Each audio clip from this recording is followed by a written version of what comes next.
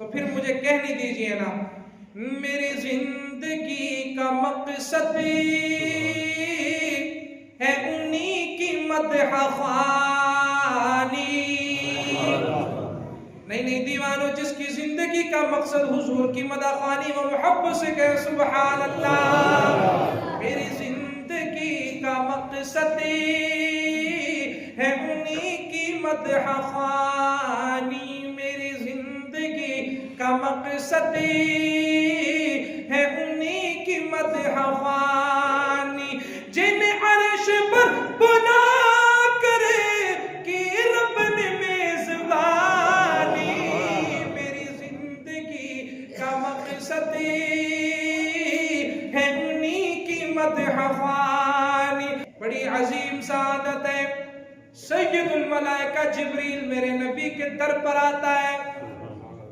اب دیوانوں یہ جملہ سنیے گا، جس کو حضور کی اس عظمت پر خوشی ہو، وہ محبت سے حضور کی محبت میں جاگ کر سبحان اللہ کہے، پر دیکھو تیرے نبی پر جبریل آ رہے ہیں، تلووں کو چوم کر وہ ان کو جگا رہا ہے، لو شروع ہوئی یہاں سے معراج کی کہانی، میری زندگی کا مقصد ہے انہی کی نعت خوانی۔ رحمت عالم صلی اللہ علیہ وسلم براق پر بیٹھے ہوئے، سید الملائکہ جبریل بھی ساتھ ہے۔ سیرت نگار کہتے ہیں ایک طرف حضور کی جبریل ہے، دوسری طرف میکائیل ہے۔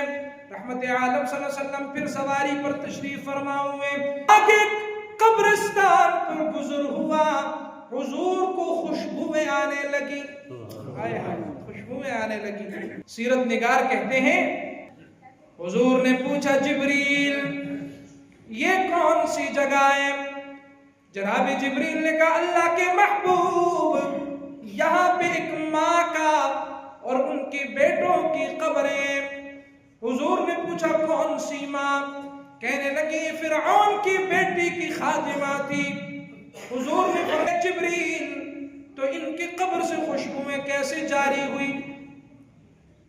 جناب جبریل کہنے لگے اللہ کے محبوب ایک دن فرعون کی بیٹی کی خادمہ اپنی فرعون کی بیٹی کو کنگھی کر رہی تھی، کنگھی کرتے ہوئے اچانک کنگا نیچے گر گیا۔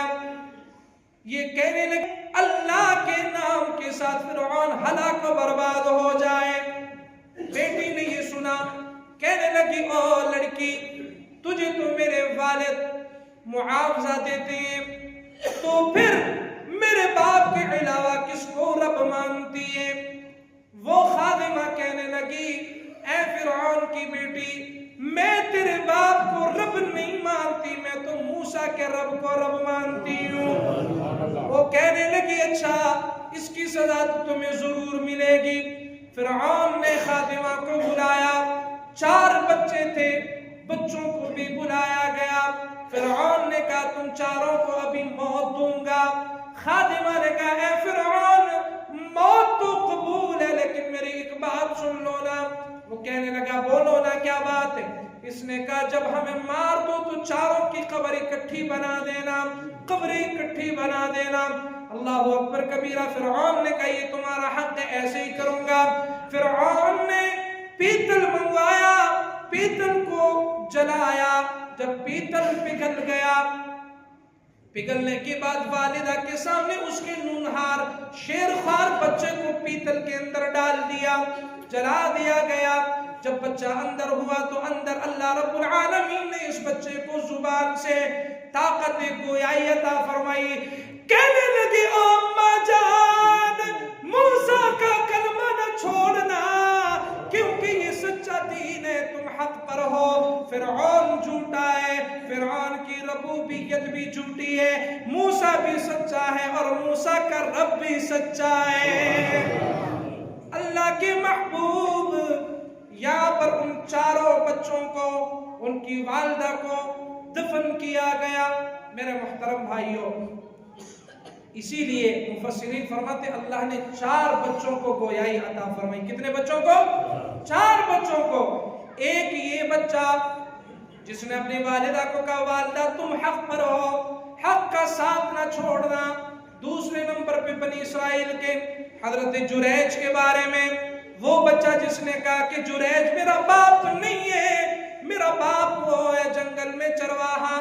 تیسرے نمبر پہ اس بچے کو اللہ رب العالمین نے طاقت گویائی عطا فرمائی جس نے حضرت یوسف علیہ السلام کی صفائی پر گواہی دی تھی. چوتھے نمبر پہ اللہ رب العالمین نے جناب عیسیٰ علیہ السلام کو طاقت گویائی عطا فرمائی. لوگوں نے کہا او مریم تو العیاذ باللہ منہ کالا کر کے آئی ہے، یہ عیسیٰ کہاں سے پیدا ہو گیا؟ اللہ رب العالمین نے فرمایا او مریم تجھے فکر کرنے کی ضرورت نہیں ہے، تیری گواہی اس بچہ دے گا، جھولے میں سویا ہوا بچہ دے گا، تجھ سے پیدا ہوا بچہ دے گا. بی بی مریم نے کہا یا الہ العالمین بچہ کیسی بات کرے گا؟ رب العالمین نے فرمایا او مریم بچہ خود بات نہیں کر سکتا، جب اللہ بلوانا چاہے تو کوئی دنیا کا کوئی روک بھی نہیں سکتا. لوگوں سے کہا او لوگوں جاؤ نا اس بچے سے پوچھو. لوگوں نے کہا قالوا کیف نکلم من کان فی المہد صبیا، کیسی بات کرے گا ہمارے ساتھ وہ بچہ؟ جب بچے کے قریب گئے بچے سے پوچھا او بچے تو کون ہے؟ بچہ کہنے لگا قال انی عبد اللہ